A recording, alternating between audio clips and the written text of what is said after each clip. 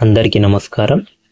ఇప్పుడు స్వామి రామ గారి జీవిత చరిత్ర గురించి తెలుసుకుంటాము. టాపిక్ ఆత్మజ్ఞాని ప్రియా బాబా. బృందావనంలో ప్రియా బాబా అనే యోగి ఉండేవారు. ఆయన ఆత్మజ్ఞాని, పండితుడు. గురుదేవుల ఆదేశం మేరకు స్వామి రామ ఆయనను కలిశారు. రామ వెళ్ళేసరికి అక్కడ చాలామంది బాబా కోసం ఎదురు చూస్తున్నారు.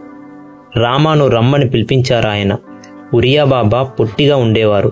అప్పటికి ఆయనకు 65 సంవత్సరాలు. ఉత్తర భారతదేశంలో గొప్ప పండితుడిగా ఆయనకు ఎంతో పేరు ఉంది. రామాను ఆయన ఎంతో ఆదరించారు. వాళ్ళు ఇద్దరూ కలిసి ప్రతిరోజు సాయంకాలం యమునా తీరంలో సంధ్య వార్చేవారు. ఒకానొక రోజు రామ ఆయనను, ఈ ప్రపంచంలో ఉండడం కన్నా లోకాన్ని త్యజించడం మేలంటారా? ఏది సరైన మార్గం అని అడిగారు. ప్రియా బాబా సమాధానం చెబుతూ, మనిషి చేతిలో ప్రాపంచికమైన వస్తువులేమున్నాయి కనుక పరిత్యజించేందుకు? అంచేత ఏమీ పరిత్యజించాల్సిన అవసరం లేదు. అన్నీ మనకే కావాలి అనే గుణాన్ని పరిత్యజిస్తే చాలు. మనం ఈ లోకంలో ఉన్నా బయట ఉన్నా పెద్ద తేడా లేదు. ప్రాపంచిక విషయాలపై వ్యామోహమే బాధలకు కారణం. వ్యామోహం లేని వారికి కర్మ విమోచనం సులభం అని చెప్పారు. కర్మ మార్గంలో పనులను శ్రద్ధగా, నేర్పుగా చేయాలి. సన్యాసి తన లక్ష్యాన్ని వదిలి చాలా దూరం వెళ్తాడు. అయినా అతను కూడా ముఖ్యమైన విధులను నెరవేర్చాల్సిందే. గృహస్థులు తమ విధులను నెరవేర్చాలి. తాము చేసే పనుల యొక్క ఫలితాలను ఆశిస్తూ స్వార్థం పెంచుకునేవారు తమకు తామే బాధారాబందీలు సృష్టించుకుంటున్నారు.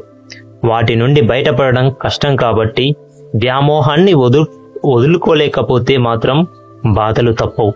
గృహస్థులకు అంతే, మరి సన్యాసులకు అంతే అంటారు. ఎవరి పనులు వారు చేయడమే జీవిత పరమార్థం.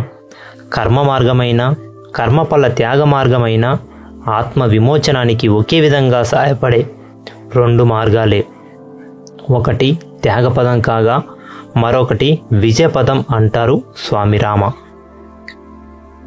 నెక్స్ట్, ఆధ్యాత్మిక రంగంలో స్వామి రామ కృషి. స్వామి రామ ప్రయాగ, వారణాసి విశ్వవిద్యాలయాలలోనూ మరి ఇంగ్లాండ్ దేశంలోని ఆక్స్ఫర్డ్ విశ్వవిద్యాలయంలోనూ ఉన్నత విద్యను అభ్యసించారు.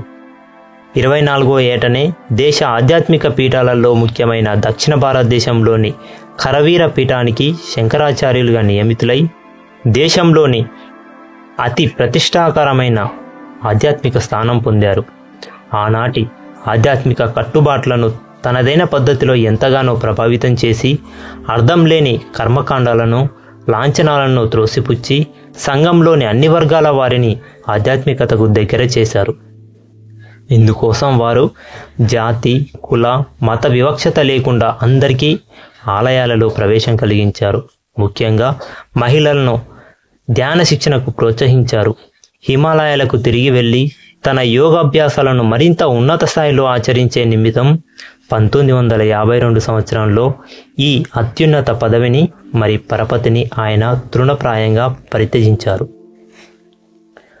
నెక్స్ట్, ఆధ్యాత్మిక పరంగా ప్రాక్ పశ్చిమ దేశాల సమన్వయం. ఆధ్యాత్మిక అభ్యాసాలతో పాటు మానవ శ్రేయస్సు కోసం పాటుపడాలన్న దృఢ నిశ్చయంతో స్వామి రామ ప్రత్యేకించి ప్రాక్ పశ్చిమ దేశాల సమన్వయం కోసం హిమాలయ ఆరామాలను వదిలిపెట్టారు. తమ గురుదేవుల ఆశీస్సులతో వారు ప్రాచ్య దేశాల వేదాంత, తత్వ, మనోవిజ్ఞాన శాస్త్రాల అభ్యాసం ప్రారంభించి లండన్ మహానగరంలో వైద్య సలహాదారునిగా, మాస్కో మహానగరం పారా మనోవిజ్ఞాన శాస్త్ర పరిశోధనల్లో తోడ్పడ్డారు. తర్వాత భారతదేశానికి తిరిగి వచ్చి ఋషికేశ్లో ఆశ్రమాన్ని స్థాపించారు. 1969 సంవత్సరంలో అమెరికా సంయుక్త రాష్ట్రాలకు తన జ్ఞానాన్ని, విజ్ఞానాన్ని తీసుకొని వెళ్ళి తూర్పు దేశాల ఆధ్యాత్మిక సంపదను పశ్చిమ దేశాల నవీన చికిత్సా విధానాలతో మేళవించారు. అమెరికాలో Himalayan international institute of yoga science and philosophy, ఇండియాలో హిమాలయన్ హాస్పిటల్ ట్రస్ట్ వంటి ఎన్నో జాతీయ, అంతర్జాతీయ సంస్థలను స్థాపించారు. ఆధ్యాత్మిక రంగంలో తమదైన విప్లవాత్మకమైన ముద్రను వేసిన స్వామి రామ 1996 సంవత్సరంలో తమ భౌతిక దేహాన్ని విడిచారు. ఆంగ్ల మూలం living with the Himalayan masters. ధ్యాన జగత్. Thank you masters. Thank you all.